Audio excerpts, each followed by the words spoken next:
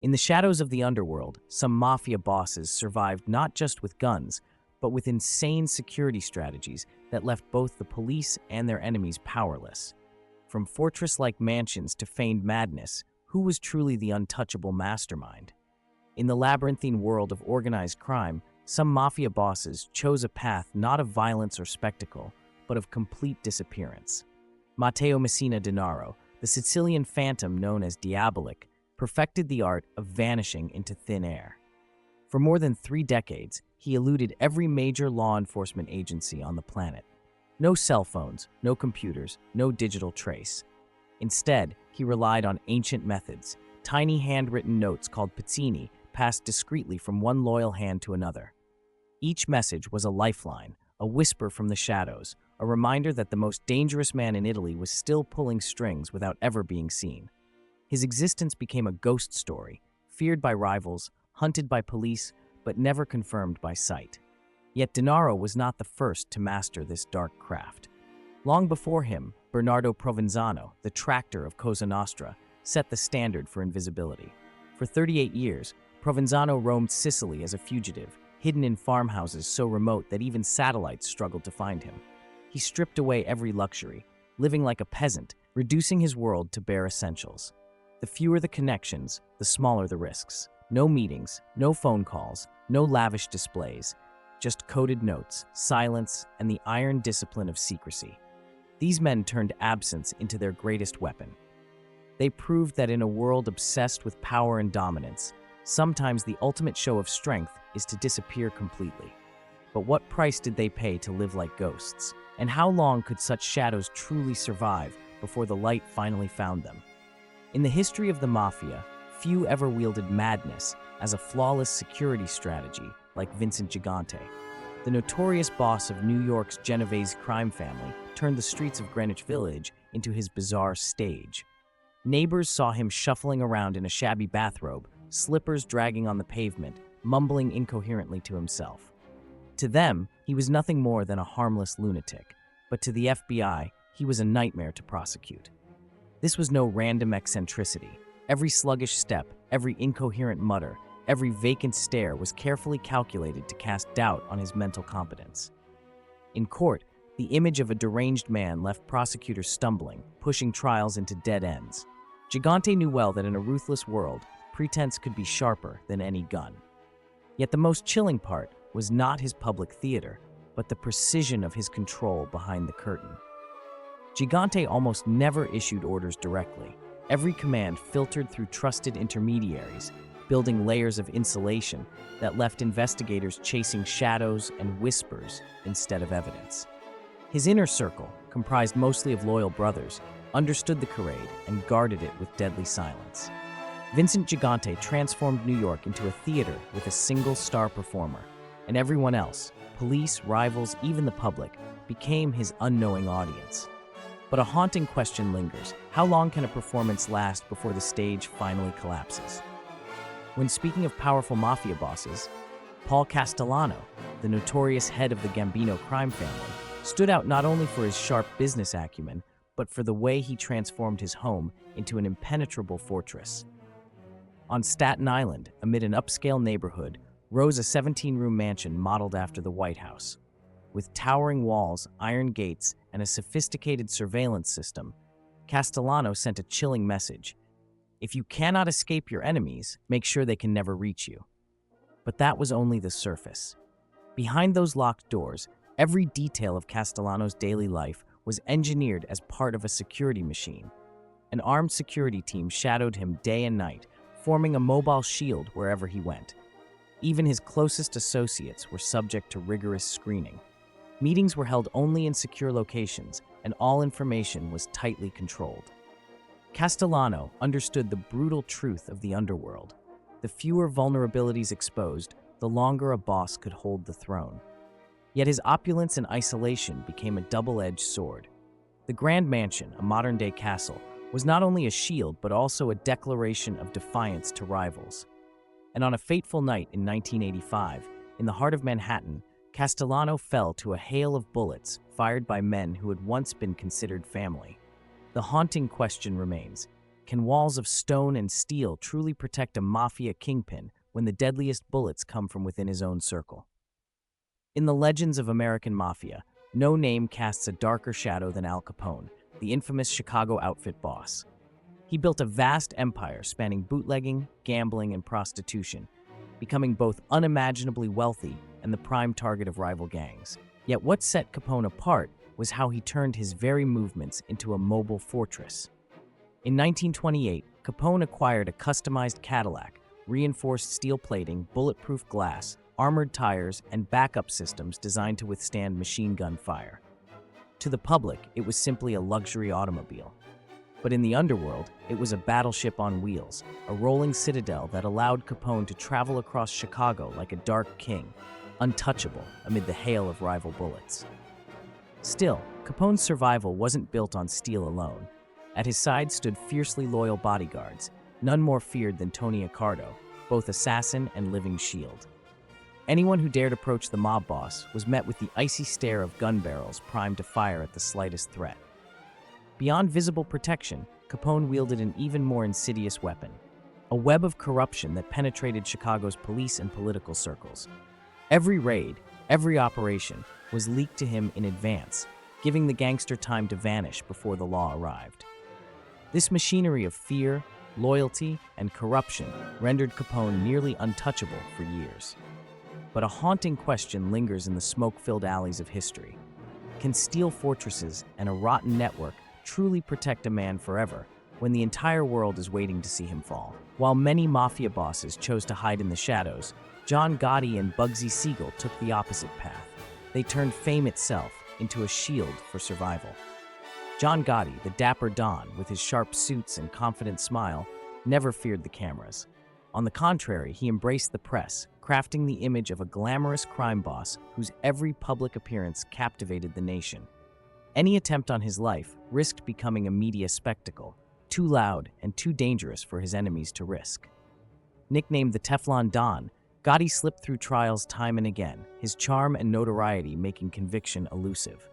Bugsy Siegel, the Jewish gangster who helped transform Las Vegas into a gambling empire, used a similar strategy.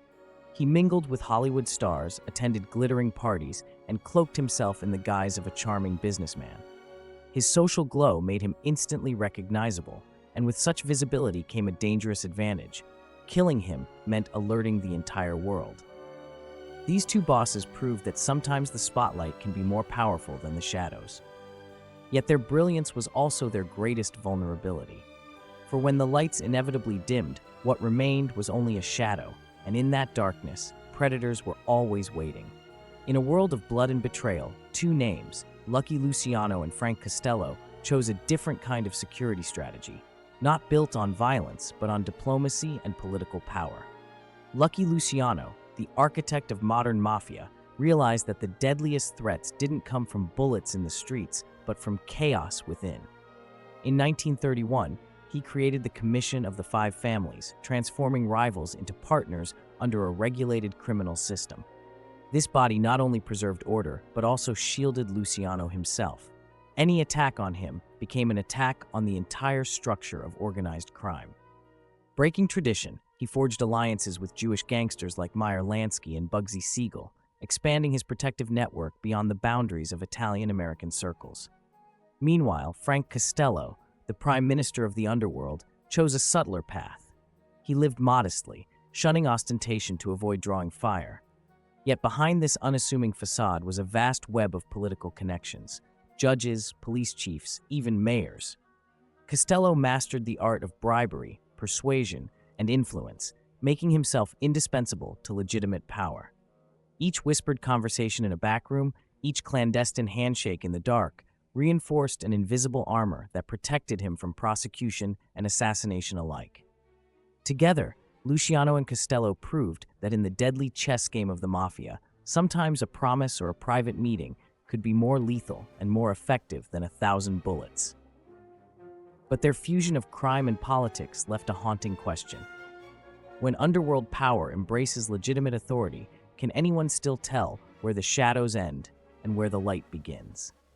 In the bloody history of the Sicilian Mafia, no figures spread fear more ruthlessly than Salvatore the Beast Riina and his bloodthirsty enforcer, Giovanni Brusca.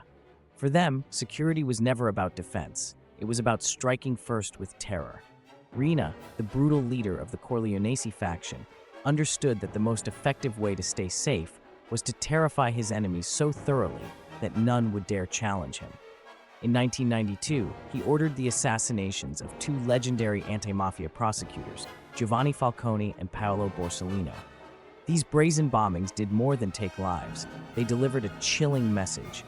No one, not even the state, is beyond my reach. While Riina waged war on the Italian state, Brusca embodied raw personal savagery.